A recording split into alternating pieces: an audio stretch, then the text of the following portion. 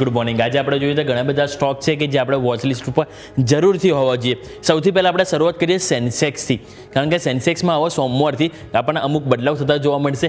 બે સ્ટોક છે જેની એન્ટ્રી થવાની છે, સામે બે સ્ટોક જેની એક્ઝિટ થવાની છે। તો સૌથી પહેલાં તમે નજર કરો, જો સેન્સેક્સમાં બદલાવ થવાનો છે એમાં ટ્રેન્ડ અને BL એટલે કે ભારત ઇલેક્ટ્રોનિક્સ આ બંને સ્ટોક છે કે જેની અહીંયાથી આપણને એન્ટ્રી થવા જઈ રહી છે। એટલે આ બંને સ્ટોક તમારા રડા પર હોવો જોઈએ। અને સામે આ બેની સામે એક્ઝિટ કોની થઈ રહી છે, તો એક્ઝિટમાં નેસ્લે અને સામે ઇન્ડસઇન્ડ બેંક આ બંને સ્ટોક છે કે જેની એક્ઝિટ થવાની છે। આ બંને સ્ટોક તમારા રડા પર હોવો જોઈએ।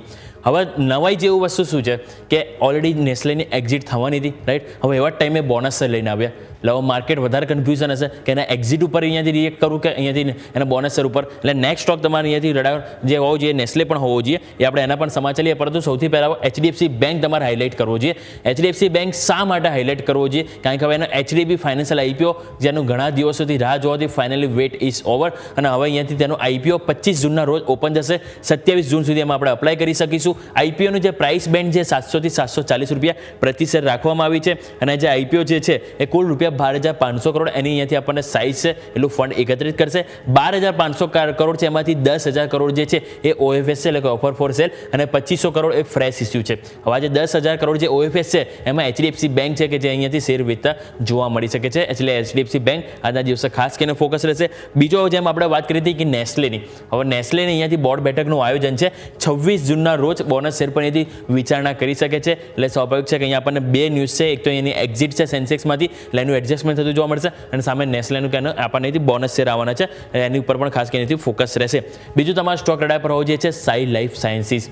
અહીંયા સમાચાર છે કે અહીંયા એમના જે શેરમાં આજે એક તો મોટી બ્લોક ડીલ થવાની છે, અને આ જે બ્લોક ડીલ છે એમાં જે TPG એશિયા છે એ અહીંયાથી હિસ્સો વેચી શકે છે, અને 6% સુધીનો હિસ્સો અહીંયાથી તેઓ વેચી શકે છે, અને રૂપિયા 710 પ્રતિ શેરના ભાવે અહીંયાથી કુલ રૂપિયા 1.25 કરોડ શેર તેઓ અહીંયાથી વેચતા જોવા મળી શકે છે। એટલે કે અહીંયા આપણને સાઈ લાઈફ સાયન્સીસ આ સ્ટોક તમારા વોચલિસ્ટમાં હોવો જોઈએ। બીજું તમે નજર કરો કેનેસ ટેકનોલોજી, આ સ્ટોકમાં તમારે રડા પર હોવું જોઈએ, કારણ કે અહીંયા કંપની QIP લઈને આવી છે।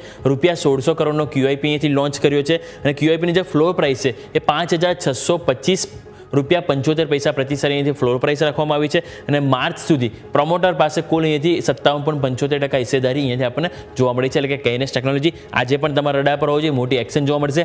બાયોકોન તમારા રડા પર હોવું જોઈએ કે જે અહીંયા QIP કંપની લઈને આવી હતી।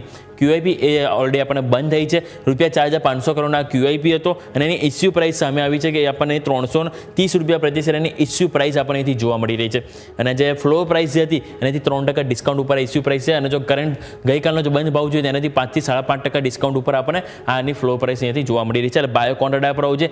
નેક્સ્ટ તમારા રડા પર હોવું જોઈએ છે નેટકો ફાર્મા। અહીંયા સમાચાર છે કે USFDA તરફથી અહીંયાથી એમને જે હૈદરાબાદનો જે યુનિટ છે ત્યાં તપાસ કરવામાં આવી હતી, 7 ઓબ્ઝર્વેશન મળ્યા છે, અને આ જે તપાસ છે 9 થી 19 જૂનના રોજ અહીંયાથી કરવામાં આવી હતી USFDA દ્વારા। એટલે નેટકો ફાર્મા તમારા રડા પર હોવું જોઈએ। બીજું ITD સિમેન્ટેશન, અહીંયા પણ સ્ટોક તમારા રડા પર હોવું જોઈએ। શા માટે, તો કંપનીને અહીંયાથી કુલ રૂપિયા 960 કરોડના 2 કોન્ટ્રાક્ટ મળ્યા છે। 2 કોન્ટ્રાક્ટ મળ્યા છે, એમાં તમે જો પહેલો કોન્ટ્રાક્ટ જોશો તો કેરલામાં એમનું જે ત્રિવેન્દ્રમ જે ઇન્ટરનેશનલ જે એરપોર્ટ છે એના પ્રોજેક્ટના કન્સ્ટ્રક્શન માટે ઓર્ડર મળ્યો છે, અને બીજો જે ઓર્ડર છે એ તમે નજર કરો તો કોલકાતામાં અહીંયાથી મલ્ટી સ્ટોરીઝ કોમર્શિયલ બિલ્ડિંગ બનાવવા માટે અહીંયાથી ઓર્ડર મળ્યો છે। એટલે ટોટલ આમ 2 પ્રોજેક્ટ થઈને કુલ 960 કરોડનો અહીંથી કોન્ટ્રાક્ટ મળ્યા છે। એટલે ITD સિમેન્ટેશન ફોકસમાં રહેશે। આ વાત થઈ ગઈ સ્ટોક સ્પેસિફિક। હવે આજે ડિવિડન્ડ એક્શન ઉપર નજર કરીએ કે કયા સ્ટોક છે કે જેમાં આજે આપણને ડિવિડન્ડનું એડજસ્ટમેન્ટ થતું જોવા મળશે। સૌથી પહેલાં બજાજ ઓટો, 210 રૂપિયાનું અહીંથી બજાજ ઓટોમાં ડિવિડન્ડની એક્સ ડેટ છે। બેંક ઓફ ઇન્ડિયા 4 રૂપિયા 5 પૈસા, HDFC લાઇફ 2 રૂપિયા 10 પૈસા, PNB એટલે કે પંજાબ નેશનલ બેંક 2 રૂપિયા 90 પૈસા, સુપ્રીમ ઇન્ડસ્ટ્રી 24 રૂપિયાનું, ટાટા પાવર 4 રૂપિયા 5 પૈસા, અને ટોરેન્ટ ફાર્મા કે જે આપણને 6 રૂપિયાનું અહીંયાથી આપણને ડિવિડન્ડની એડજસ્ટમેન્ટ છે। એટલે સ્વાભાવિક છે કે આ બધી અમાઉન્ટ આપણને એક એડજસ્ટમેન્ટ થતી જોવા મળશે, એક્સ ડેટ છે, જેથી કરીને બધા સ્ટોક તમારા રડા પર હોવા જોઈએ।